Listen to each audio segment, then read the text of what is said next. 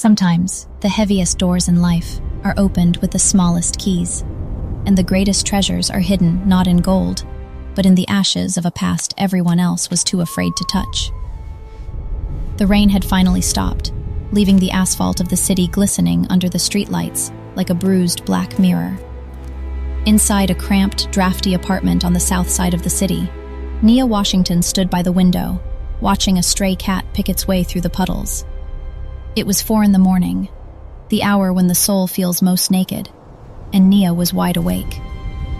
Behind her, on a pull-out sofa that had seen better days, her 7-year-old son Malik slept with his mouth slightly open, one arm thrown over his eyes to block out the street lamp's glare.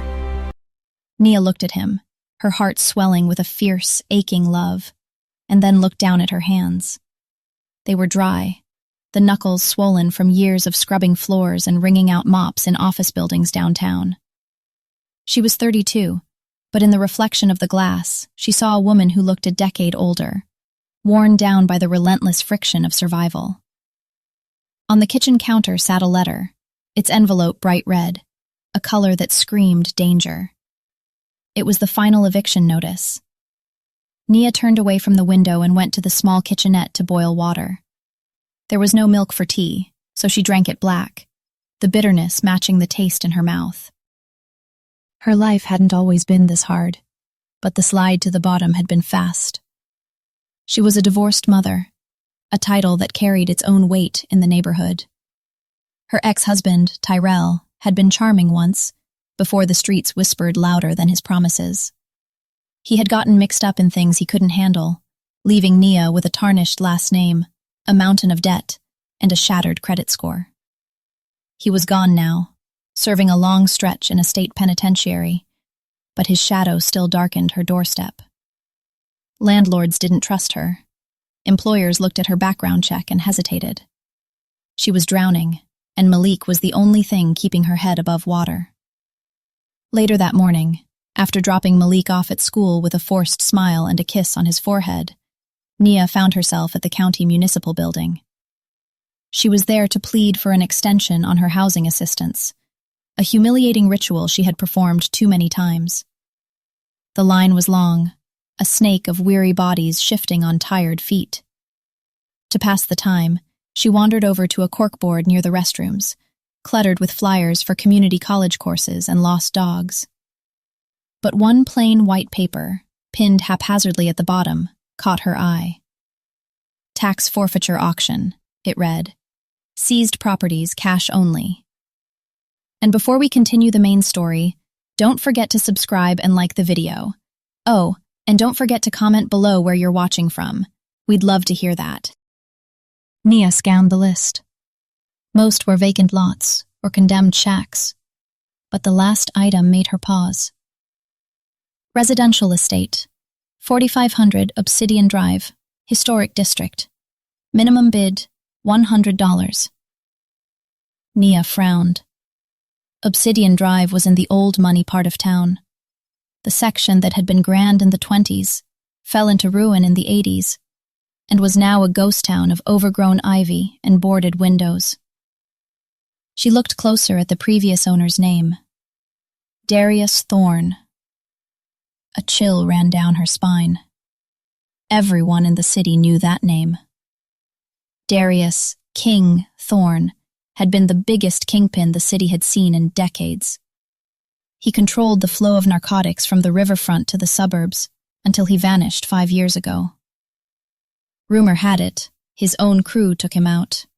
Or maybe he fled to an island with no extradition treaty. His mansion, they said, was cursed.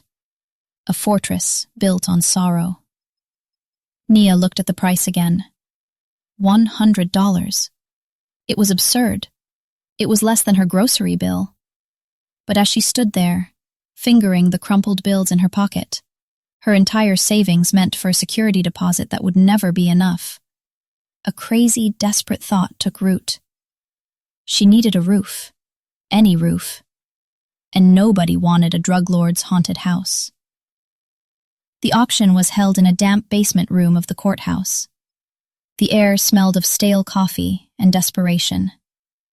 The room was filled with investors in sharp suits and contractors looking for scraps. When the clerk, a bored man with thick glasses, announced the property on Obsidian Drive, a hush fell over the room. Then a few men laughed. "Pass," one man in a beige coat muttered loud enough to be heard. "I ain't trying to inherit that bad juju. Place is soaked in blood." "Minimum bid, $100, the clerk droned, looking ready to move on. "Do I have a bidder?" Silence stretched, thick and uncomfortable. Nia's heart hammered against her ribs like a trapped bird. She thought of the red envelope on her counter. She thought of Malik sleeping on a pull-out sofa. She raised her hand. It felt heavy, like she was lifting a stone. "Bidder number 42, the clerk said, surprised. $100. Going once? Going twice?" He slammed his gavel down, the sound echoing like a gunshot. "Sold." No one congratulated her. As she walked up to sign the deed, she felt eyes on her back, some pitying, some mocking. She handed over the cash, her hands trembling. She had just bought a mansion for the price of a pair of sneakers. She was now the owner of the most notorious house in the city. The drive to the property that evening was a journey into silence. Nia borrowed her brother's old truck to move their few boxes. As they crossed into the district where Obsidian Drive lay, the city noise faded. The streetlights here were broken, leaving the road in shadow. Weeds grew through the cracks in the pavement, tall and wild. When the GPS announced she had arrived, Nia killed the engine and just stared. The house was a monster. It sat behind a wrought iron gate that was rusted shut, covered in vines as thick as a man's arm. It was a Victorian Gothic structure, 3 stories of dark stone and pointed arches, looking like a brooding elder watching the street with suspicion. The windows were boarded up, with plywood that had grayed with age. It didn't look like a home. It looked like a tomb. "Mama?" Malik's voice was small from the passenger seat. "Is this where we live in?" Nia forced a brightness into her voice she didn't feel. "It's big, isn't it, baby? It's a castle. Just needs a little scrubbing."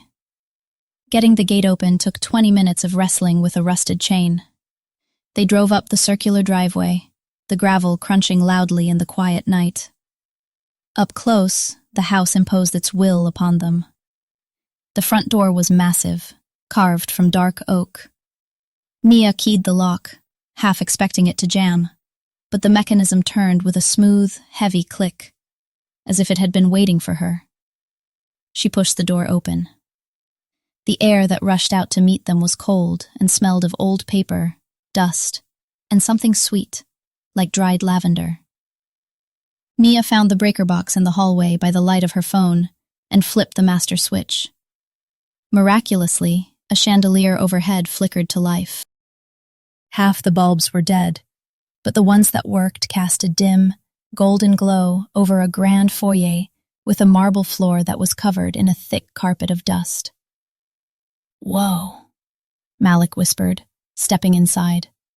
He spun around, his sneakers squeaking on the marble. "Echo." Nia didn't spin. She stood still, listening. She had grown up hearing stories from her grandmother about houses holding memories, about walls that soaked up the spirits of the people who lived there. She expected to feel fear. She expected to feel the menace of Darius Thorne, the violence of his life. But as she stood in the center of the hall, she felt something else entirely. A heaviness, a profound, crushing sadness. The house wasn't angry, it was lonely. "Come on, baby," Nia said, locking the heavy door behind them. "Let's find a place to sleep." They set up a camp in what used to be the library. It was the warmest room, lined with empty bookshelves that stretched to the ceiling. They slept on their mattresses on the floor, huddled together under piles of blankets. That first night, the wind howled through the eaves, sounding like a chorus of mourning women. Nia lay awake, staring at the shadows dancing on the ceiling, wondering if she had made a terrible mistake. But every time she drifted toward sleep, she felt a strange sensation, not of being watched, but of being guarded. The next few weeks were a blur of labor. Nia attacked the house with the same ferocity she used to survive the city. She scrubbed floors until the marble gleamed white and black veins. She tore down the plywood from the windows, letting sunlight flood rooms that hadn't seen the day in years. As the grime was stripped away, the house began to reveal itself. It wasn't just a gangster's fortress. It was a masterpiece of craftsmanship. There was intricate crown molding, hand-carved banisters, and stained glass that threw rainbows across the floor in the afternoon. But with the cleaning came the discoveries. In a room on the second floor, hidden behind a heavy velvet curtain, Nia found a nursery. It had been left untouched. A crib stood in the corner, covered in a white sheet. On a small table, there were drawings in crayon. Nia picked one up, her fingers dusting off the soot.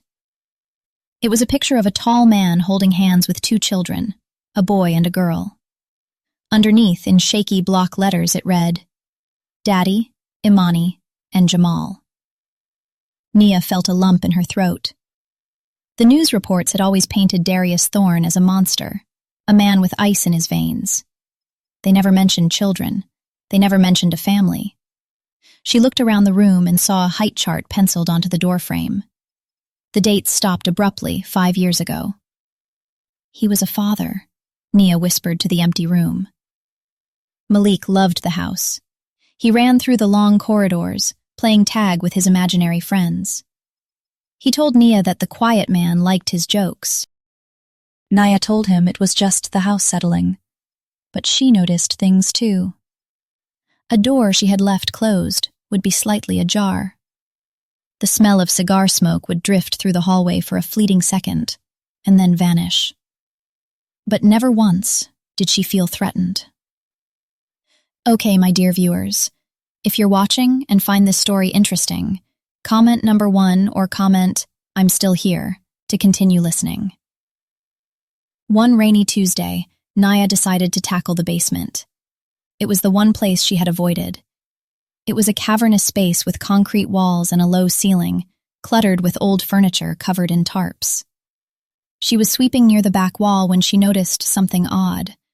The concrete in one section was a slightly different shade of gray, and the texture was rougher, as if it had been patched over in a hurry.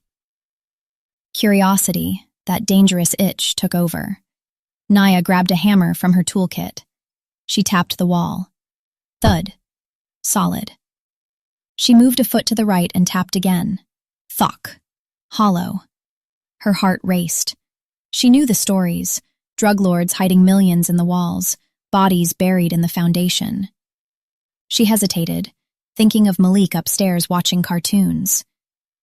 But the house seemed to be urging her on, a draft pushing at her back. She swung the hammer.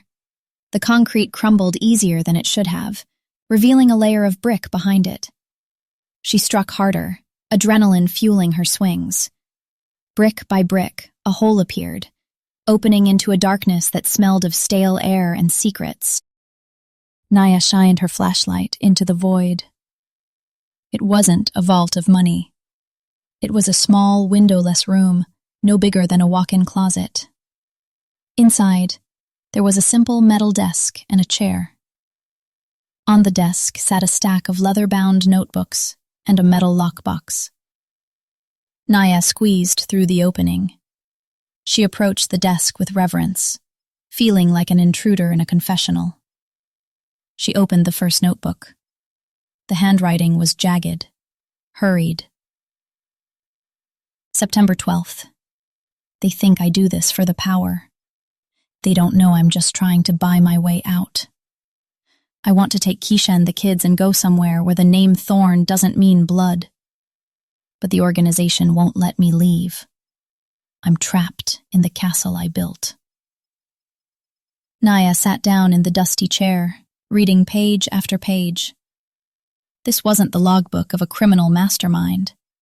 It was the diary of a man drowning in his own choices. Darius Thorne wrote about his regrets, his fear for his children, and his desperate plan to turn his dirty money into something clean. He wrote about a project he called the Lighthouse, a community center he wanted to build for the neighborhood kids, a place to keep them off the corners he controlled. He had been funneling millions into hidden accounts, planning to launch the foundation legitimate and clean, and then disappear. But his partners, men more ruthless than he, had found out. Naya opened the metal lockbox. Inside, she didn't find stacks of cash. She found a reel of microfilm and a thick envelope containing bank deeds and trust documents. The trust was named the Imani and Jamal Foundation. The balance on the account, according to the last statement from 5 years ago, was staggering. Enough to change the entire neighborhood. Enough to save 1,000 Maliks.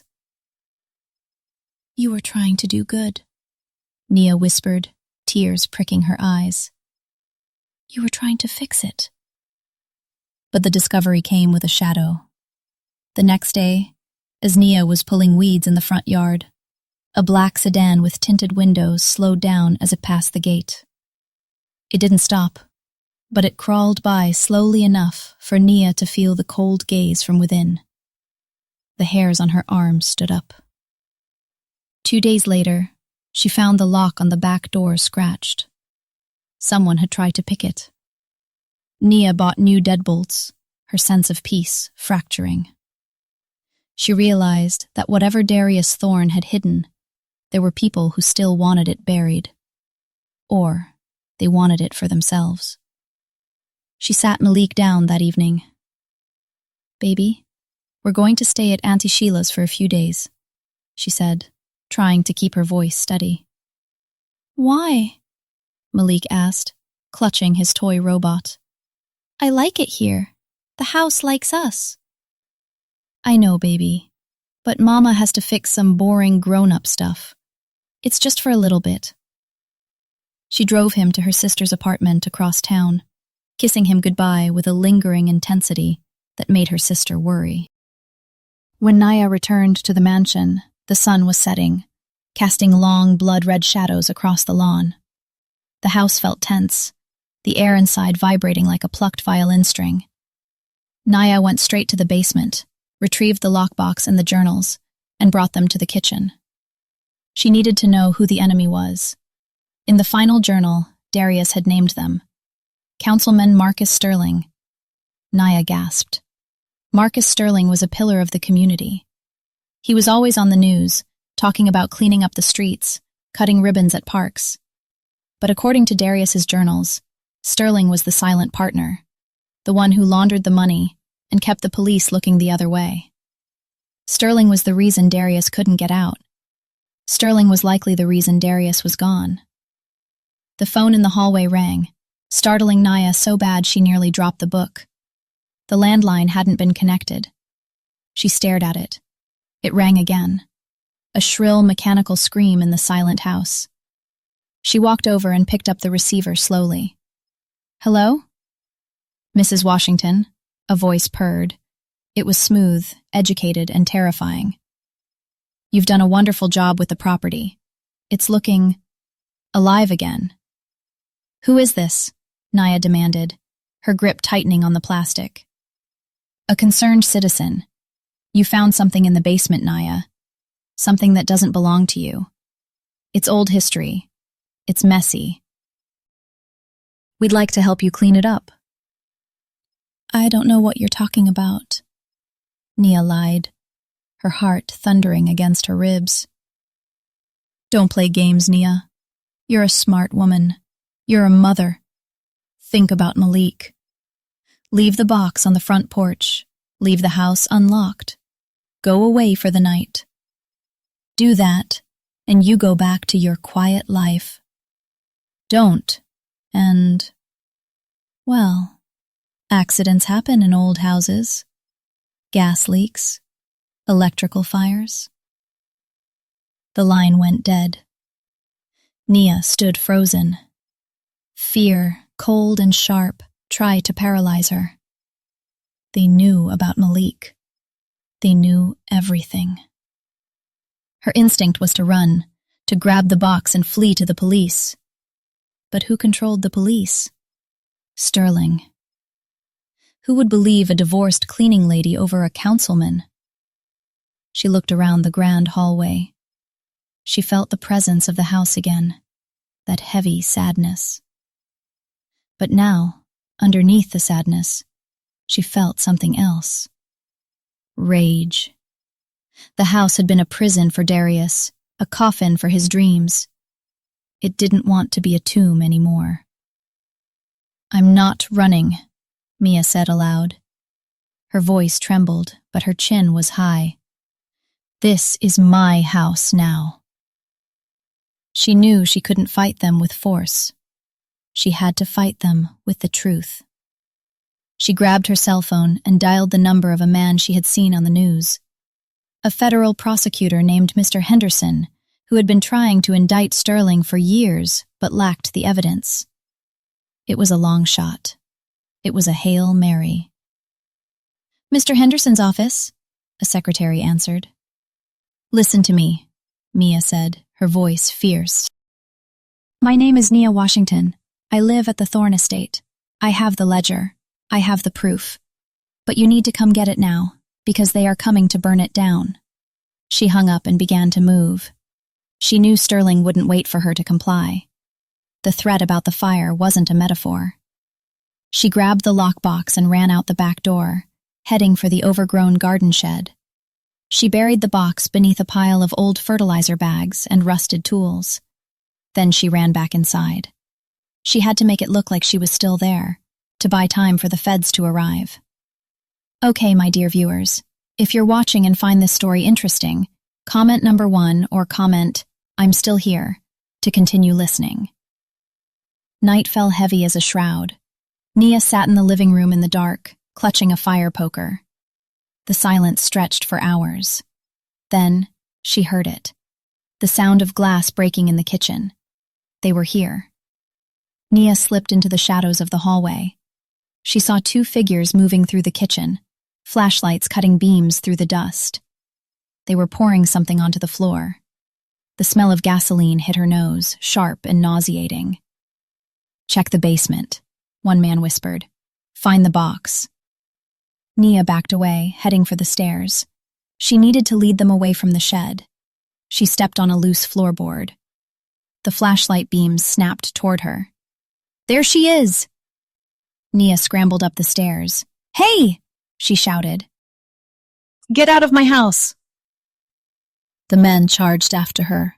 Nia reached the second floor and slammed the heavy oak door of the master bedroom, locking it. She dragged a dresser in front of it. She could hear them pounding on the wood. "Open up, Nia! Don't make this harder!" Then she smelled smoke. They weren't waiting to find the box. They were burning the house down, with her inside. Panic flared, hot and white. Nia ran to the window. It was a 20-foot drop to the gravel. Smoke began to curl under the door, black and choking.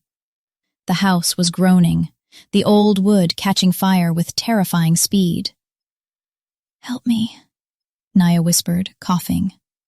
"Please." She didn't know who she was asking, God, the ancestors, or the spirit of Darius Thorne. Suddenly, the pounding on the door stopped. She heard a crash downstairs, followed by shouting. Not the men's voices, different voices. "Federal agents, drop your weapons! Get on the ground!" Sirens wailed in the distance, getting louder, a symphony of salvation. The men outside her door scrambled, footsteps thudding as they ran down the hall, trying to find another exit. Nia struggled with the window latch. It was painted shut. The smoke was thickening, filling the room. She couldn't breathe. She grabbed a heavy brass lamp and smashed the glass. Cold night air rushed in. She leaned out, gasping.